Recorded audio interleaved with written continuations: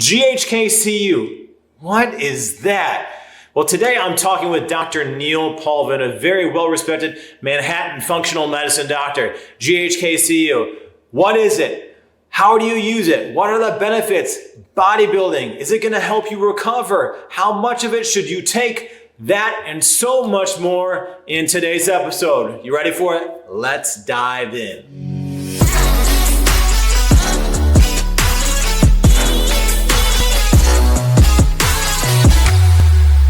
All right, Dr. Paulvin, another one of these peptides with some strange names and initials, GHKCU. It's being used for a lot of different things and even in bodybuilding now. But what is this?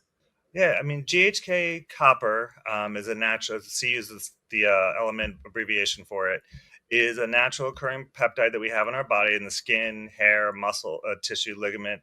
And what we're trying to do, people are trying to do now, pretty much to heal a lot of different things, like you said, is they're using it in, I think, every form known to mankind, from cream to pill to injection, to try to help, again, for healing purposes, where it helps to again adds more of those proteins to the system to help regenerate cartilage and tendon. It's really good in boosting collagen. It's in the skin to begin with. That's why a lot of these skin creams are now putting it in there. It's actually good for hair growth potentially, so people are using it as a foam or an injection. So it's used being that healing capability, as well as that collagen boosting capability, has a lot of great uses throughout the body, which is why a lot of people are taking collagen now in general. But right. That's kind of what down the pathway that it's going. Yeah, and people taking collagen wanted to actually take it right before your workout, so it's actually in your bloodstream, which helps. There's a little side note. I had to put that in there. So when people are taking this, injection or creams, one is the injection when they take it, is that going to help them aesthetically as well, or is that more like an internal or fixing tissue? Because to me, it might make sense that it's going to help your face and maybe wrinkles or anything, but obviously they're putting it into creams as well. There's creams and foam. So cream for the face. So if you're doing an injection, if you're doing what we call a subcutaneous injection in your belly as an injectable peptide, you're not going to see it. It's not a very limited local reaction. You're not going to see low wrinkles, or I have patients ask me, are my sag lines or my fat rolls going to go away at that spot? No, it doesn't work that way. There's other stuff for that. But if you use it in a foam or a cream on the face, you will see that if you do that, especially if you augment it with things like red light or other creams that are out there, as now NAD cream that helps. Yes, you will see, as over a pretty short period of time, some collagen boosting in there. The hair is the same thing, but but otherwise, injection wise, you feel it. Like, again, you may feel less inflammation. Like I have patients who get it like in their shoulder as an injection, like you would do like an old school cortisone injection. The pain will go away, but it doesn't like, wow, my shoulder has more muscle or anything. Right.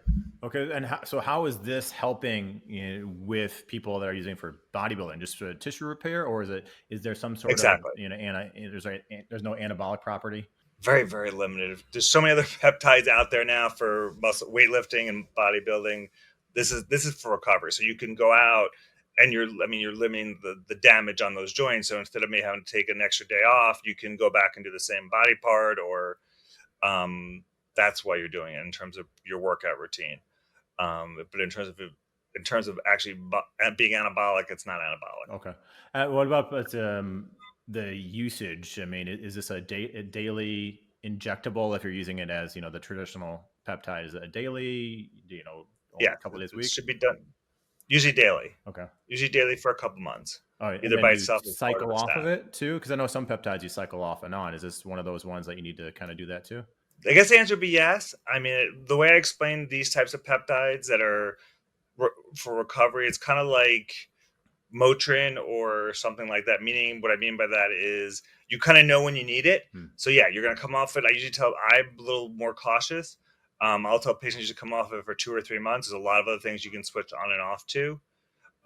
So I'll have them come off for 2 or 3 months. And if you say, I feel the same as I did on it, then you don't need it for a while. And then you may go to the gym and irritate your shoulder again, or it's just not, you're feeling a little bit more resistance when you do it. Yeah, okay, it's time for me to call Paulvin and start my GHK routine again. So a lot of my patients, at least, and it's pretty, you'll know when you need it. It's not something that you're just going to continuously do for body, I mean, there's people who do it more continuously for face or cosmetic reasons than for in the muscle building type scenario. Okay. Now, if somebody is, that's kind of an personal question too. So, if you're taking the peptide injectable form, could you take that and put it into like face moisturizing cream, or is it not enough dose?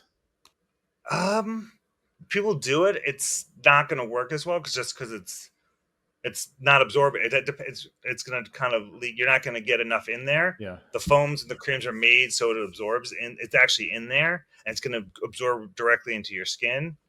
It'd be like just taking the needle. It's kind of like, have you ever had a vampire facelift? It's just kind of like taking the syringe and spraying it on your face. It's not going to help a little bit, but Okay. you're wasting money. That you're better off just getting the foam. Okay. And then, so as far as the foam, is that a prescription? Some people find that online. Well, this is my little pet peeve, but yeah, I mean, technically, with peptides in general now, there's really either you're going to get it from a compound pharmacy, which is regulated by the government, and we know it's in there most of the time, and then you can get the Wild Wild West, which every company is just saying it's not regulated. They've tested some of these things where either it's not in there or it's not the dose they say is in there. It comes from overseas. It's just kind of buyer beware. Yeah. So there's two levels of it. It's probably maybe half the price or 2/3 of the price.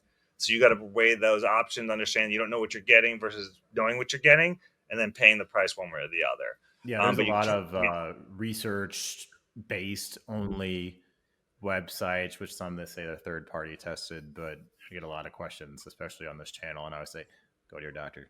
Go to your doctor. Yeah. I mean, and there's a couple. Yeah, you really. I mean, I heard something yesterday where they studied a lot of these things, and it's like, it's not what it is. So, I mean, you got to understand, it happens like even with melatonin, it's not what it is. So that's what's happened with melatonin, which is like $2. This stuff is much more expensive. They're not. I'd be very cautious. Okay, cool. And side effects at all with this? Not really. I mean, I haven't. This is probably the least side effect. I really see them. It's really just any side effect you can get from any injection. You could be sore, redness. Well, you could technically have a reaction to it. I mean, I've never really seen a really major reaction to GHK. So this one again is probably one of the more benign peptides out there in terms of side effects.